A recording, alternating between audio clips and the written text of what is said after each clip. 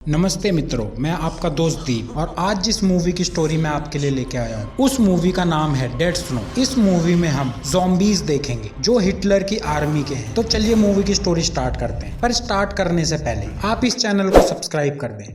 Movie की starting में हम नॉर्वे की एक बर्फीली जगह देखते हैं जहां रात हो रही है और एक लड़की जिसका नाम स्यारा है वो काफी ज्यादा डरी हुई है और काफी तेज किसी से बच के भाग रही है और उसके पीछे कुछ ज़ॉम्बीज पड़े हैं। काफी भागने के बावजूद भी वो लड़की ज़ॉम्बीज से नहीं बच पाती है और वो ज़ॉम्बी उसको पकड़कर मार डालते हैं। फिर ये सीन यहीं पर कट हो जाता है और हमें अगले सीन में ले जाया जाता है जहां हम कुछ लोगों को देखते हैं जो एक कार में हैं और ये लोग अपना वेकेशन मनाने के लिए किसी जगह पर जा रहे हैं और इनकी कार के पीछे एक कार और है जिसमें इनकी 3 दोस्त हैं। फिर हमें पता चलता है इन चारों में से एक लड़का जिसका नाम विगार्ड है, उसकी एक गर्लफ्रेंड जिसका नाम स्यारा है। ये सब उसी के कैबिन में इस वेकेशन के लिए वो स्यारा के कैबिन में जा रहे हैं जहाँ पर ये स्टे करेंगे। और विगार्ड अपने दोस्तों को बोलता है कि कल तक स्यारा भी वहाँ पर पहुँच जाएगी क्योंकि वो किसी और रूट से वहाँ पर आने वाली है। पर हमें मूवी में जो लड़की दिखाई गई थी ज़ॉम्बीज के हाथों मरते हुए वो स्यारा थी, लेकिन इन लोगों को ये बात नहीं पता है। अब कुछ आगे चलने के बाद वो सब अपनी कार किसी एक जगह पर छोड़ देते हैं क्योंकि उस रास्ते पर अब कार से चलना पॉसिबल नहीं है। इसलिए वो सब अपनी कार को वहां छोड़कर पैदल निकल जाते हैं और कुछ ही समय बाद वो कैबिन तक पहुंच जाते हैं जहां पहुंचने के बाद वो काफी ज्यादा मस्ती करते हैं। फिर वो कैबिन में चले जाते हैं। अब उन सब में से एक लड़की जिसका नाम होता है हैना, वो वॉशरूम के लिए कैबिन से बाहर आती है क्योंकि वॉशरूम कैबिन से बाहर होता है। और जब हैना वॉशरूम में जाती है तो उसे अपने आसपास काफी हलचल सुनाई देती है। तो इसकी वजह से हैना काफी तेज डर जाती है और वापस भागकर कैबिन में चली जाती है जहां पर वो अपने सभी दोस्तों को बोलती है कि उसने बाहर कुछ हलचल देखी है, कि उसने शायद बाहर किसी को देखा है। फिर सभी दोस्त मिलकर बाहर आते हैं और चेक करते हैं तो उनको कुछ नहीं मिलता है। लेकिन तभी अचानक उनके सामने एक आदमी आ जाता है जो उनसे 1 कप कॉफी मांगता है।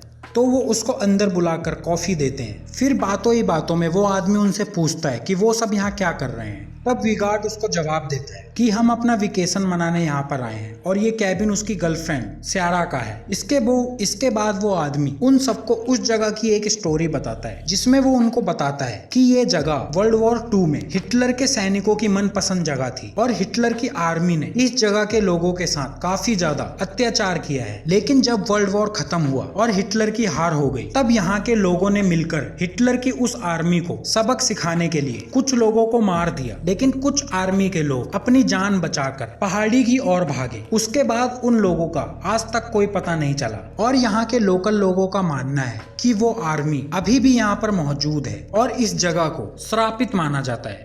फिर उन ये सब बताकर वो आदमी वहां से अपने टेंट में चला जाता है जहां रात के समय उस आदमी को अपने टेंट के आसपास कुछ हलचल महसूस होती है, जिसे देखने के लिए वो अपनी टॉर्च लेकर बाहर जाता है। और जब वो उस टॉर्च से थोड़ी दूरी पर देखता है तो उसे दिखता है कि एक ज़ॉम्बी उसके सामने खड़ा है। लेकिन इससे पहले वो आदमी कुछ कर पाता, वो ज़ॉम्बी उसको मार डालता है। फिर अगले दिन हम कैबिन में देखते हैं कि विगार्ड की गर्लफ्रेंड स्यारा अभी तक कैबिन में नहीं पहुंची है। तो इसलिए विगार्ड फैसला करता है कि वो स्यारा को अकेले ढूंढने जाएगा और वो उसे ढूंढने निकल जाता है। लेकिन जाने से पहले वो अपने दोस्तों को बोल देता है कि अगर वो टाइम पर वापस ना आए तो वो पैदल चलकर कार तक जाए और हेल्प लेकर आए। अब विगार्ड रास्ते में ही होता है, तभी वो अपनी बाइक से वहां पहुंच जाता है जहां पर उस आदमी का टेंट होता है। फिर विगार्ड उस टेंट में देखता है तो विगार्ड को वो आदमी काफी बुरी हुई हालत में मरा हुआ दिखता है, जिसे देखकर विगार्ड डर जाता है। लेकिन फिर विगार्ड को उसके टेंट के आसपास कुछ फुटप्रिंट दिखते हैं जिनका पीछा वो करता है और पीछा करते करते विगार्ड एक गुफा में गिर जाता है। फिर गिरने के बाद विगार्ड खुद को संभालता है और उस गुफा में और अंदर जाने की कोशिश करता है। और कुछ ही अंदर जाने के बाद विगार्ड देखता है कि वहां पर काफी सारा सामान पड़ा है जो आर्मी का है। फिर अचानक से उसे अपनी गर्लफ्रेंड स्यारा का कटा हुआ सर भी वहां पर दिखता है।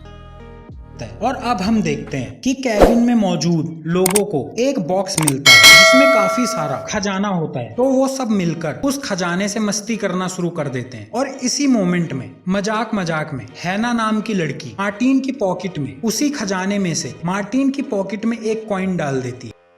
इसी मस्ती के बीच एयरलैंड नाम का लड़का बाहर वॉशरूम में जाता है, जहाँ क्रिस नाम की लड़की उसके साथ आ जाती है। वहाँ पर वो दोनों मिलकर सेक्स करते हैं। फिर एयरलैंड वापस कैबिन में आ जाता है, पर क्रिस अभी भी वॉशरूम में अकेली है। अब क्रिस को वहाँ पर कुछ हलचल महसूस होती है अपने आसपास, लेकिन उसको लगता है कि ये सब एयरलैंड कर रहा है। लेकिन तभी उस पर एक ज़ॉम्बी अटैक कर देता है और उसको बुरी तरह घायल कर देता है। लेकिन क्रिस उसी हाल में कैबिन की ओर जाने की कोशिश करती है और काफी तेज अपने दोस्तों को आवाज लगाती है। लेकिन उस समय कैबिन में काफी तेज म्यूजिक चल रहा होता है, जिसके कारण उनको कुछ सुनाई नहीं देता है। लेकिन कुछ सेकंड बाद हैना को कुछ सुनाई देता है, जिसके बाद वो म्यूजिक बंद करती है और क्रिस को देखने कैबिन से बाहर जाती है, पर उसको क्रिस वहाँ पर नहीं मिलती है। अब हैना ये बात सबको बताती है। फिर सब मिलकर बाहर जाते हैं और उसको ढूंढने की कोशिश करते हैं, पर किसी को कुछ नहीं मिलता है। अब वो दोबारा कैबिन में वापस आ जाते हैं, जहाँ पर हैना एक विंडो से बाहर देखने की कोशिश करती है, जहाँ से उसे हैना का कटा हुआ सर दिखता है। जिसके बाद वो काफी ज्यादा डर जाती है और जल्दी से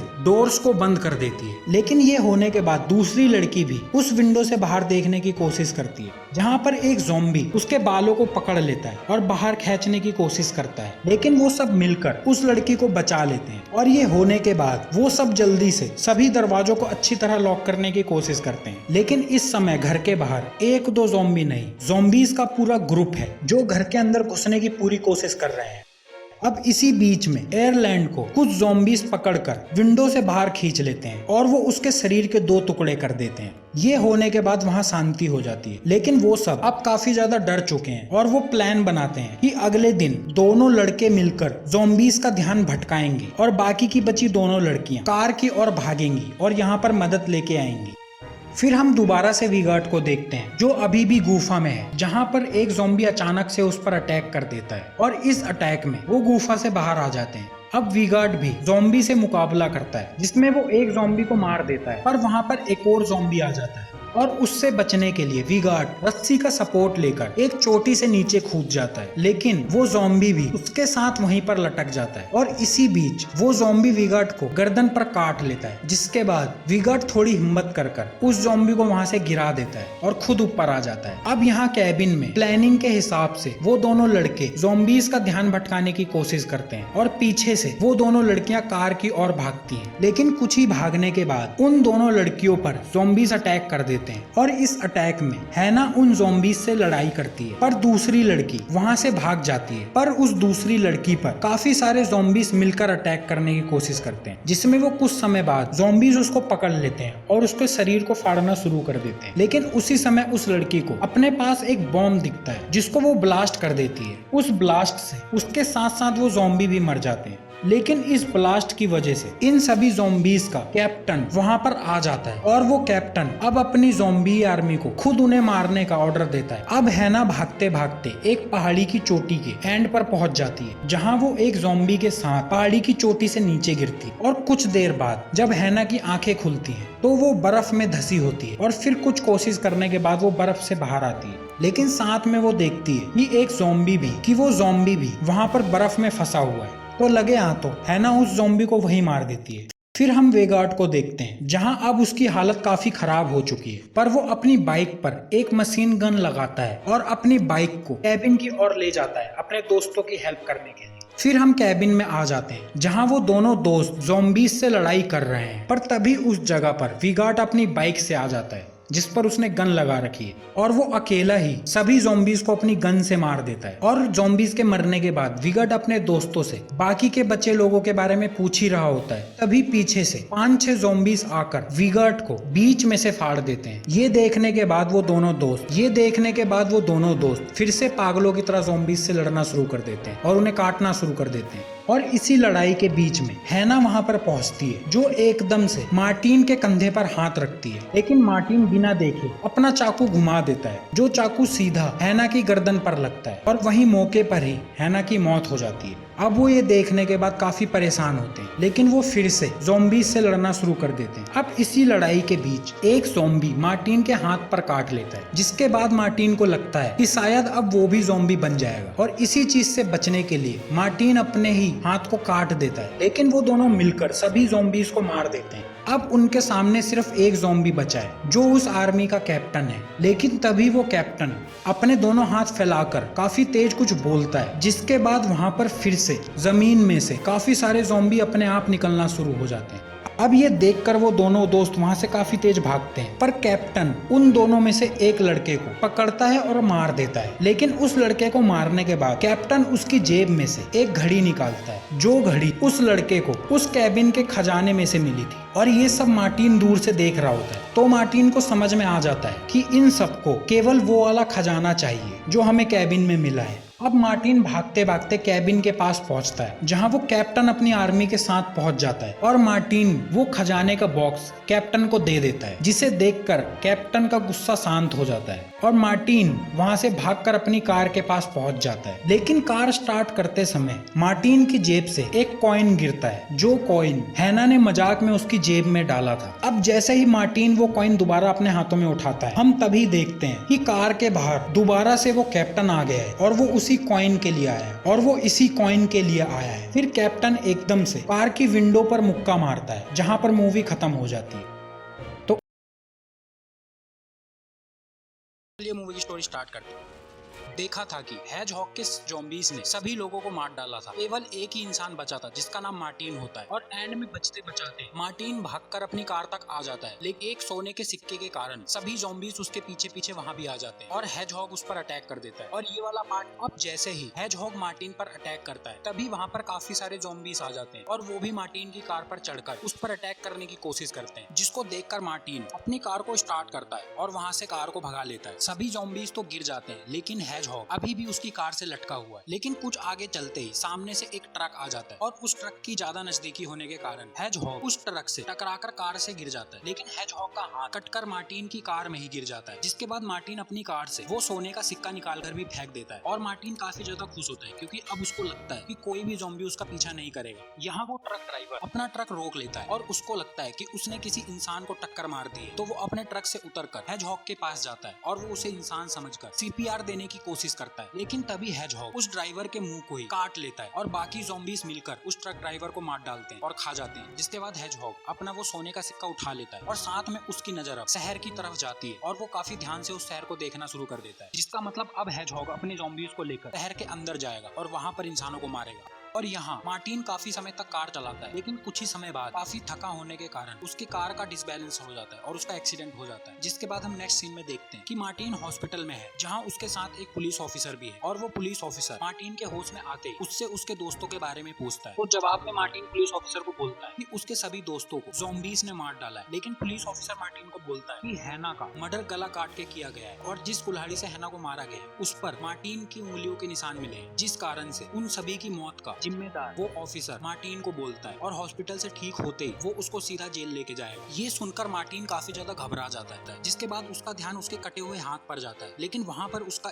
वो शरीर पर एक दूसरा हाथ लगा हुआ देखता है और वहाँ मौजूद डॉक्टर मार्टिन को बोलता है कि जो हाथ उसे कार में मिला था उसने उसी हाथ को ऑपरेशन करके मार्टिन के शरीर में लगा दिया। लेकिन ये देखकर मार्टिन और ज्यादा घबरा जाता है और वो डॉक्टर को बोलता है कि ये उसका हाथ नहीं है, क्योंकि वो हाथ हेजहॉग ज़ॉम्बी का होता है, जो एक्सीडेंट के कारण कटकर मार्टिन की कार में ही गिर गया था। और वो डॉक्टर को काफी समझाने की कोशिश करता है कि ये हाथ उसका नहीं है, लेकिन तभी वो हाथ आउट ऑफ कंट्रोल हो जाता है, डॉक्टर पे अटैक करता है और मार डालता है डॉक्टर। जिसके बाद वो हाथ वहाँ मौजूद सभी लोगों पर अटैक करना शुरू कर देता है, जिसे देखकर सभी पुलिस वाले मिलकर मार्टिन को पकड़कर रोकने की कोशिश करते हैं और उसको एक बेहोशी का इंजेक्शन लगा देते हैं और मार्टिन बेहोश हो जाता है। यहाँ हम हेजहॉग को देखते हैं, जिसका एक ज़ॉम्बी डॉक्टर हेजहॉग के कटे हुए हाथ की जगह मार्टिन का कटा हुआ हाथ लगा देते हैं, जिसका मतलब हेजहॉग का एक हाथ मार्टिन का है और मार्टिन का एक हाथ हेजहॉग का है। हाथ ठीक होने के बाद हेजहॉग सीधा एक कब्रिस्तान जाता है, क्योंकि उस कब्रिस्तान में उसके पुराने मरे हुए सैनिकों की बॉडियां दफन है और वो यहाँ पर उन सभी बॉडियों को जगाकर ज़ॉम्बी बनाना चाहता है। जिसके बाद हेजहॉग अपने एक हाथ को काफी तेज जमीन पर मारता है और उनको जगाने की कोशिश करता है, लेकिन वो कामयाब नहीं हो पाता है। तो ज़ॉम्बी डॉक्टर हेजहॉग को बोलता है कि अब ये बॉडियां किसी काम की नहीं बची है, तो उन लोगों को अपनी आर्मी के लिए जिंदा लोगों को ही मारना पड़ेगा। लेकिन उसी समय वहाँ मौजूद चर्च से एक पादरी निकलता है, जिसे हेजहॉग देख लेकर और पादरी भागकर दोबारा से चर्च के अंदर बचने के लिए भागता है, लेकिन हेजहॉग उसको पकड़कर मार डालता है और उसके शरीर को बाहर लेके आता है, जहाँ पर हेजहॉग पादरी के सर के ऊपर एक बार हाथ रखता है और देखते ही देखते पादरी भी एक ज़ॉम्बी बन जाता है। जिसके बाद हमें पता चलता है कि हेजहॉग के पास मरे हुए इंसानों को जिंदा करने की ताकत है, लेकिन जिस इंसान को हेजहॉग जिंदा करेगा वो इंसान हेजहॉग की ज़ॉम्बी आर्मी बन जाएगा। यहाँ बेहोशी के इंजेक्शन के बाद जब मार्टिन की आंख खुलती है तो वो देखता है कि पुलिस ऑफिसर ने उसको बेड पर काफी अच्छी तरह से बांध दिया है। तो मार्टिन काफी ज्यादा कोशिश करता है खुद को छुटाने की, लेकिन वो कामयाब नहीं हो पाता है। तभी अचानक से वहाँ पर एक बच्चा आ जाता है और वो बच्चा मार्टिन को बोलता है कि वो उसके ज़ॉम्बी हाथ के साथ फोटो लेना चाहता है, क्योंकि ये बच्चा ज़ॉम्बीज का काफी बड़ा फैन है और उसकी मॉम मार्टिन के साथ वाले रूम में एडमिट है। तो वो लड़का मार्टिन के ज़ॉम्बी हाथ के साथ फोटो लेता है और वो उस फोटो को एक ज़ॉम्बी स्क्वाड ग्रुप के पास सेंड कर देता है। और ज़ॉम्बी स्क्वाड का काम होता है कि वो लोग ज़ॉम्बीज का शिकार करते हैं, जिसे देखकर मार्टिन काफी ज्यादा खुश होता है, क्योंकि उसे लगता है कि चलो कोई तो मिला जो उसके साथ मिलकर इन ज़ॉम्बीज से लड़ सकता है। अब मार्टिन उस लड़के को चॉकलेट का लालच देता है और उसे खोलने के लिए बोलता है। तो वो बच्चा उसे खोल देता है, लेकिन खोलते के साथ ही मार्टिन का ज़ॉम्बी हाथ उस लड़के को पकड़कर उठा देता है और वहाँ से काफी तेज फेंक देता है, जिस कारण से वो बच्चा रूम की खिड़की तोड़ता हुआ सीधा बाहर गिरता है। अब ये देखकर मार्टिन तेजी से उस बच्चे की ओर भागता है, जहाँ पहले तो वो उस बच्चे की हार्ट बीट चेक करता है और फिर वो उसे अपने उन्हीं हाथों से CPR देने की कोशिश करता है। लेकिन उस हाथ की पावर इतनी ज्यादा होती है कि बच्चे के छाती पर हाथ रखते ही उसका शरीर ही फट जाता है। लेकिन तभी पुलिस ऑफिसर मार्टिन को ये सब करते हुए देख लेता है और उसे लगता है कि मार्टिन ने अब इस बच्चे को भी मार डाला, जिसके बाद मार्टिन वहाँ से भाग जाता है और उसके पीछे पीछे वो पुलिस ऑफिसर भी भागता है। लेकिन फिर से वो ज़ॉम्बी हाथ एक कार का लोगो तोड़कर उस ऑफिसर को मारता है और उसकी पावर इतनी ज्यादा होती है कि कार का वो लोगो पुलिस ऑफिसर के सीधा सर में घुस जाता है और उस पुलिस ऑफिसर की वही मौत हो जाती है, जिसे देखकर मार्टिन अपने ज़ॉम्बी हाथ से उस कार के लॉक को तोड़ देता है और कार को लेकर वहाँ से भागता है। लेकिन बीच में ही मार्टिन के पास ज़ॉम्बी स्क्वाड के लीडर डैनियल का कॉल आता है और मार्टिन डैनियल को पूरी कहानी बताता है। तो डैनियल ये सुनने के बाद मार्टिन को बोलता है कि वो अपनी टीम को लेकर उसके पास उसकी हेल्प करने के लिए आ रहा है, लेकिन उसके आने तक मार्टिन को ये पता करना है कि हेजहॉग का असली मकसद क्या है। फिर हम ज़ॉम्बी स्क्वाड की टीम देखते हैं और देखकर हमारी भी हवट खराब हो जाती है और देखकर हमारे भी मूड में यही आता है कि ये क्या है कि ये टीम केवल 3 लोगों की है, जिसमें डैनियल और 2 लड़कियां हैं, जिसमें एक का नाम मोनिका है, दूसरी का नाम ब्लैक है। और ये तीनों केवल अपने इंटरेस्ट के चलते ज़ॉम्बीज की स्टडी करते हैं। लेकिन फिर ये तीनों नॉर्वे पहुंच जाते हैं, जहां इनको मार्टिन मिलेगा और फ्लाइट से उतरते ही डैनियल को मार्टिन की लोकेशन मिल जाती है, जिसके बाद वो तीनों एक स्टोर में जाते हैं, जहां से वो काफी सारे हथियार खरीदते हैं ज़ॉम्बीज से मुकाबला करने के लिए।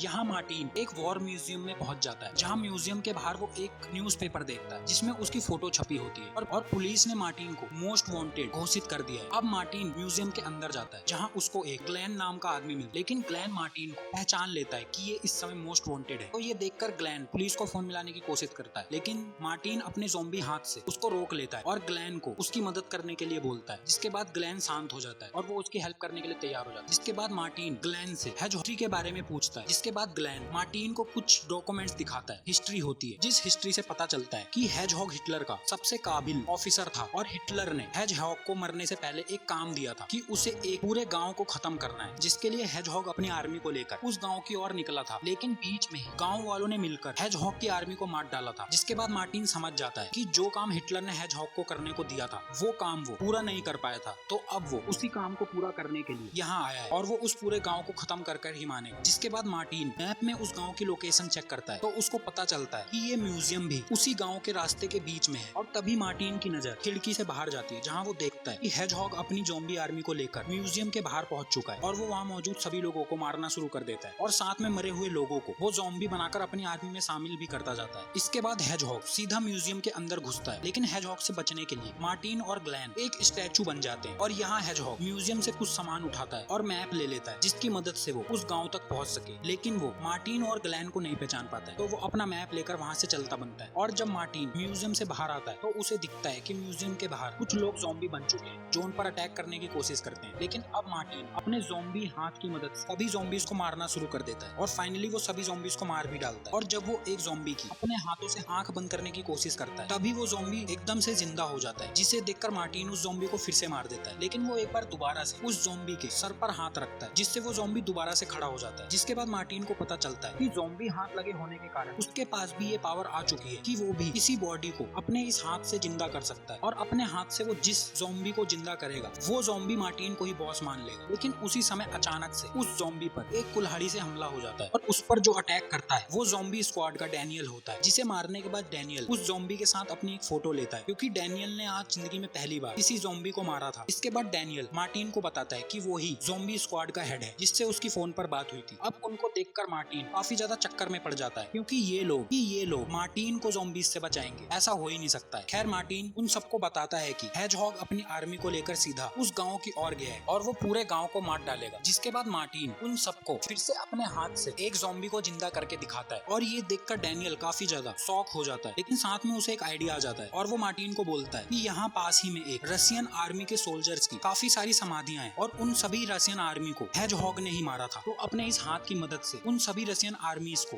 दोबारा से जिंदा कर सकते हैं और वो रशियन आर्मी हेजहॉग से अपना बदला लेने के लिए मार्टिन के साथ मिल जाएंगे। तो ये सुनकर मार्टिन भी मान जाता है। जिसके बाद मार्टिन, डैनियल और वो जिंदा हुआ ज़ॉम्बी तीनों मिलकर एक तक उस रशियन आर्मी के कब्रिस्तान तक जाने के लिए तैयार हो जाते हैं। लेकिन जाने से पहले वो लोग मोनिका, ब्लैक, ग्लेन को वहीं पर छोड़ते हैं और उनको बोलते हैं उन लोगों को उनके आने तक हेजहॉग और उसके सैनिकों का ध्यान भटकाना है ताकि उन्हें थोड़ा और टाइम मिल सके। और यहाँ दूसरी ओर हेजहॉग आगे बढ़ता ही जा रहा है और वो अपने बीच में आने वाली सभी चीजें और लोगों को मारता जा रहा है और साथ में उन्हें ज़ॉम्बी बनाकर अपने साथ मिलाता जा रहा है। इधर ब्लैक और मोनिका मिलकर एक प्लान बनाते हैं कि उनमें से कोई एक जाकर उन ज़ॉम्बीज का ध्यान भटकाएगा और बाकी दो लोग सही मौका देखकर उन पर बॉम्ब फेंक देंगे। तो ध्यान भटकाने वाला काम प्लान करने के लिए तैयार हो जाता है। जिसके बाद वो सीधा हेजहॉग की आर्मी के आगे चला जाता है और उनको ध्यान भटकाकर अपने पीछे लगाने की कोशिश करता है। लेकिन हेजहॉग शायद उसकी ये चाल थोड़ी समझ जाता है और हेजहॉग ग्लेन के पीछे केवल अपने कुछ ही लोग भेजता है और ग्लेन भागता भागता उन ज़ॉम्बीज को सही जगह पर ले आता है। जिसके बाद मोनिका ज़ॉम्बीज पर बम फेंक देती है, जिस कारण से काफी सारे ज़ॉम्बीज मर जाते हैं और वो लोग ये देखकर काफी खुश होते हैं। लेकिन यहाँ हेजहॉग अपने टैंक को उनकी तरफ मोड़ देता है और वो उन पर काफी सारे फायर करता है। जिसके बाद हेजहॉग को लगता है कि अब वो सब मर चुके होंगे और वो दोबारा से आगे बढ़ना शुरू करते हैं। लेकिन वो तीनों हेजहॉग की गोलीबारी से जिंदा बच जाते हैं।